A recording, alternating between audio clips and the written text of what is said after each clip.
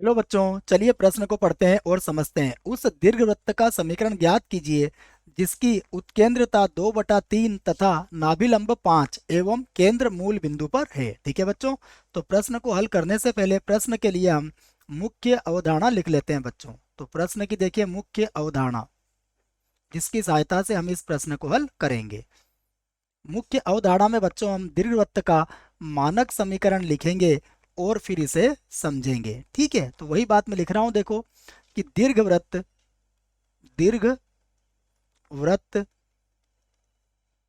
का समीकरण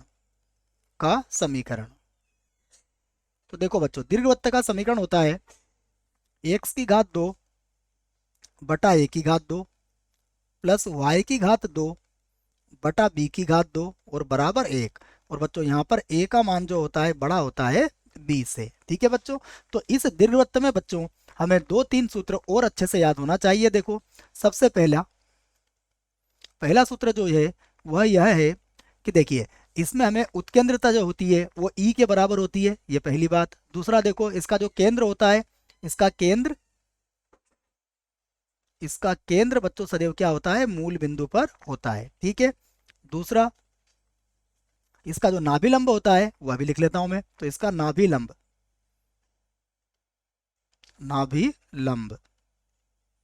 देखो बच्चों, इसका जो नाभिलंब होता है वह होता है 2 और उसके बाद होता है बी की घात 2 और बटा ए।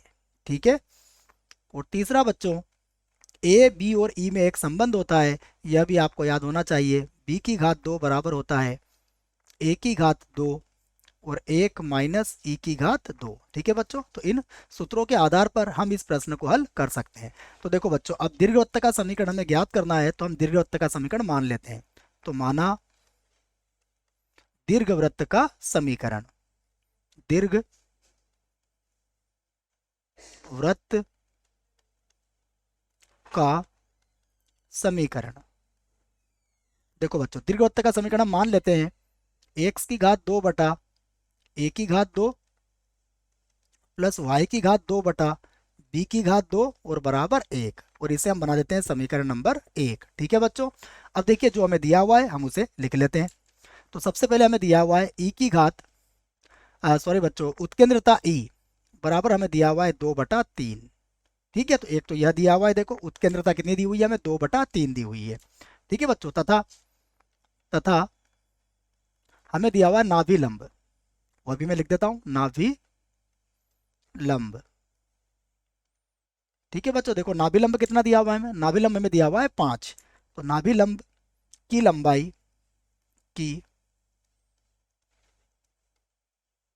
लंबाई हमें दी हुई है 5। तो यहाँ से देखो बच्चों, नाभिलंब के लिए हमने सूत्र क्या लिखा था, यह था 2 बी की घात 2 और बटा होता है ए, बराबर कितना हुआ 5। तो यहाँ से देखो 2 बी की घात 2 बराबर कितना हो जाएगा 5 ए। ठीक है, इसको हम बना लेते हैं समीकरण 2। और देखिए, अब हमने मुख्य अवधारणा में जो एक सूत्र और लिखा था उसको हम लिख लेते हैं कि हम जानते हैं।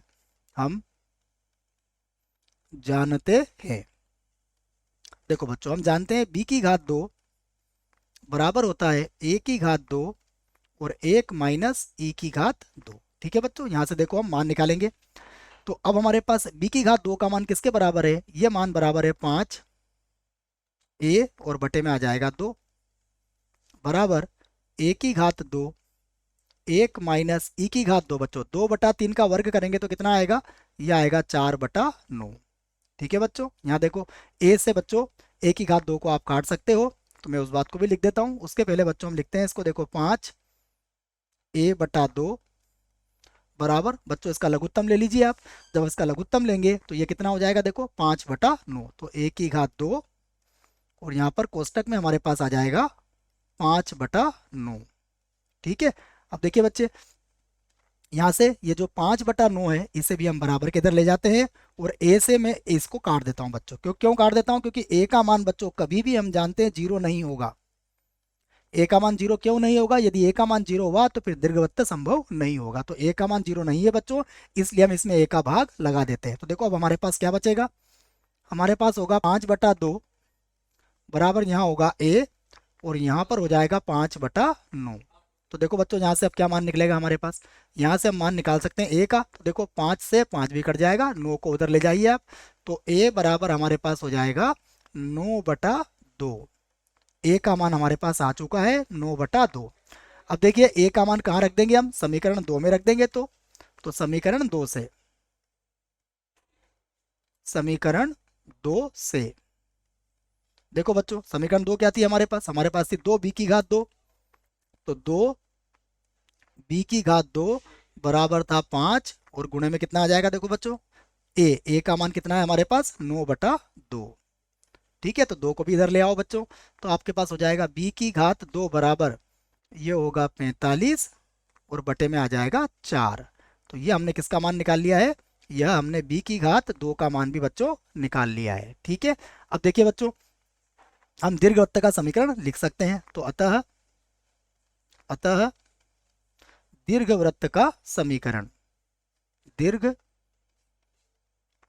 का समीकरण देखो क्या होगा, ये होगा x² और बटा a²। तो a² मतलब 9/2 का वर्ग, तो ये हो जाएगा 81, और बटे में आ जाएगा 4, और प्लस ये होगा y², और बटे में b² हमारे पास कितना है, ये है हमारे पास 45/4, और बराबर कितना हो जाएगा 1। ठीक है, तो आप चाहो तो इस 4 को ऊपर ले लो बच्चों, तो हम इसको ऐसा भी लिख सकते हैं 4x² और बटे में होगा हमारे पास 81, प्लस 4y² और बटे में होगा हमारे पास 45, और बराबर 1। यही हमारे प्रश्न का उत्तर होगा। आशा करता हूं आपको इस प्रश्न का उत्तर समझ में आया होगा। धन्यवाद।